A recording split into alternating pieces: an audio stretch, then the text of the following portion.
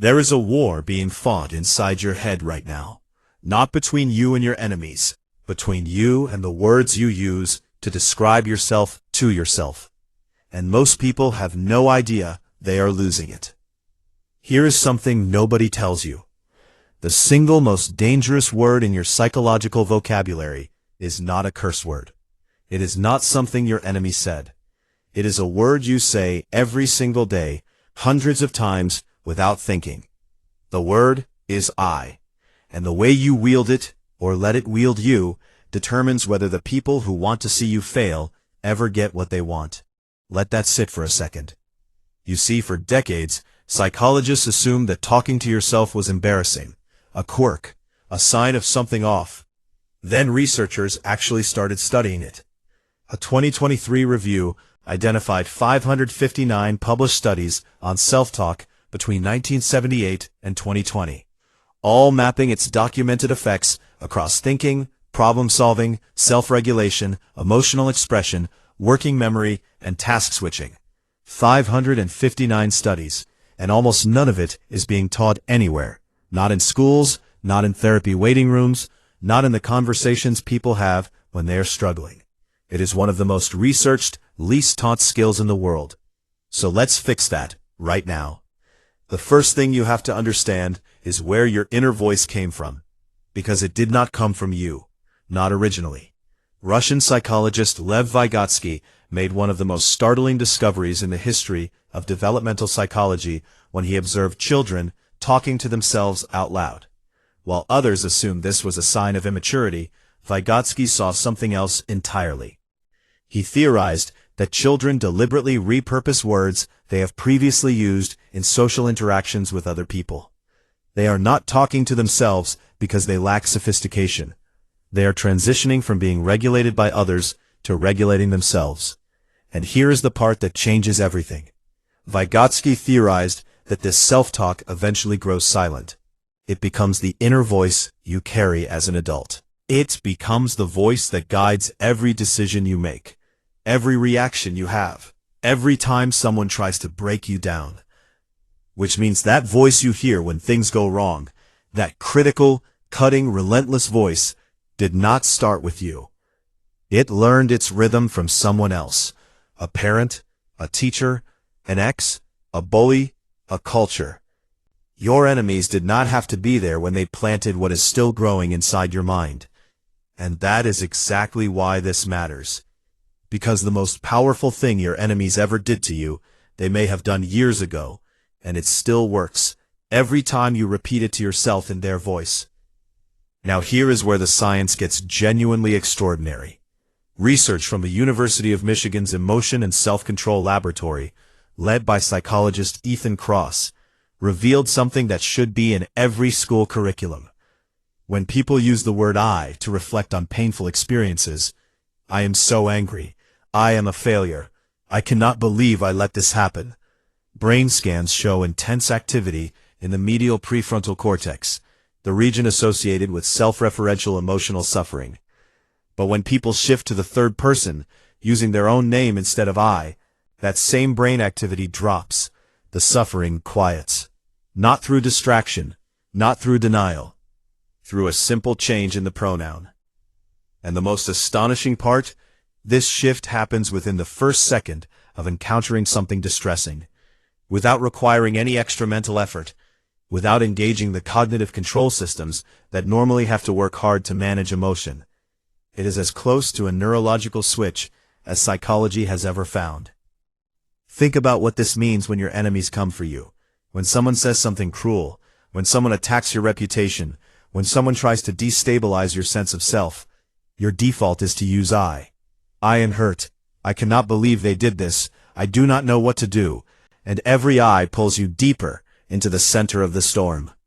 But the moment you shift, the moment you say your own name and ask, what should she do right now?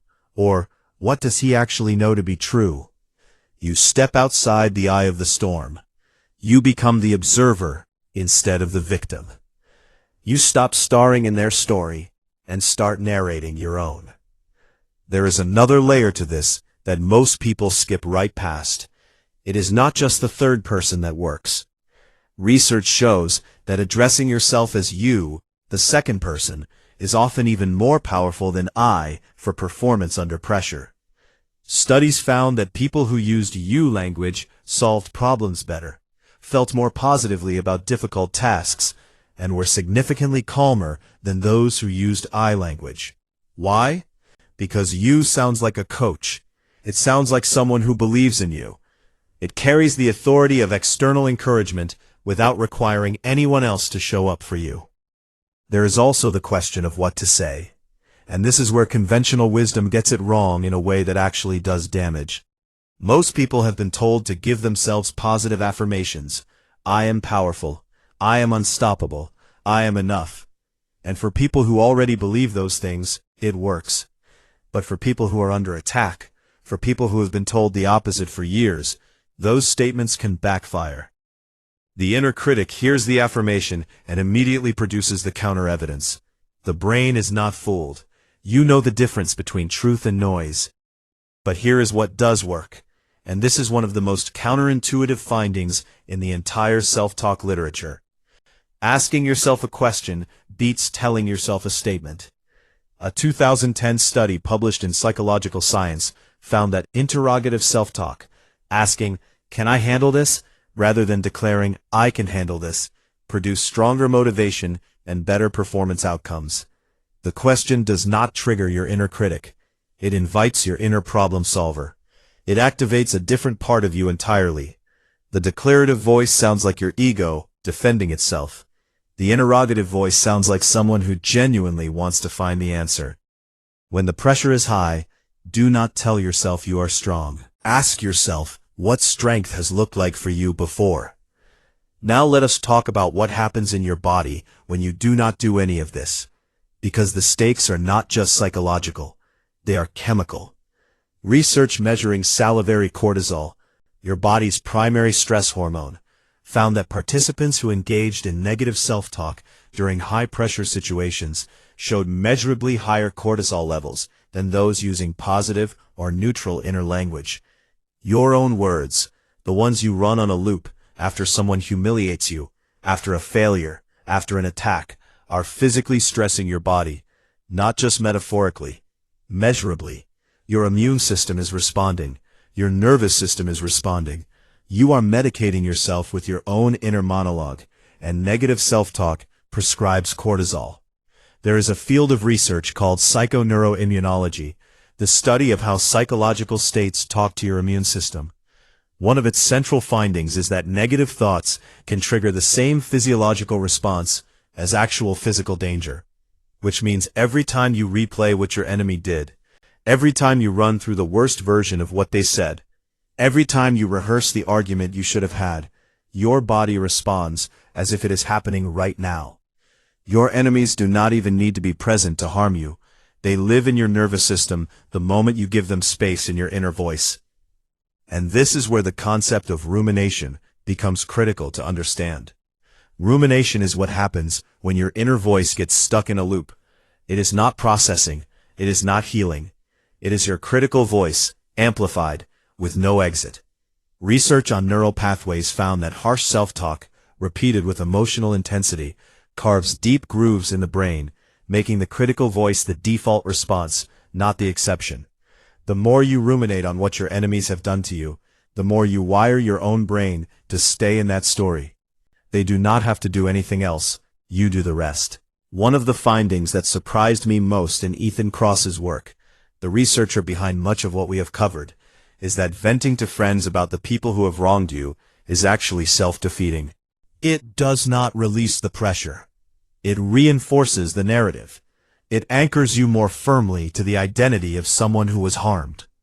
What you need is not an audience. You need distance. And distance is exactly what the right self-talk gives you. There is something beautiful about how this works biologically. Self-compassion, speaking to yourself the way a decent person would speak to someone they love, does not just feel better. Research has shown it physically lowers cortisol and strengthens the neural pathways involved in soothing the nervous system. Phrases as simple as acknowledging that this is a hard moment, that difficulty is part of being human, that you are going to treat yourself with some care right now. They activate the same biological systems as being genuinely comforted. You are not waiting for someone else to repair the damage your enemies caused. You are repairing it yourself, at the neurological level, with your own words. And here is what ties all of this together into something you can actually use.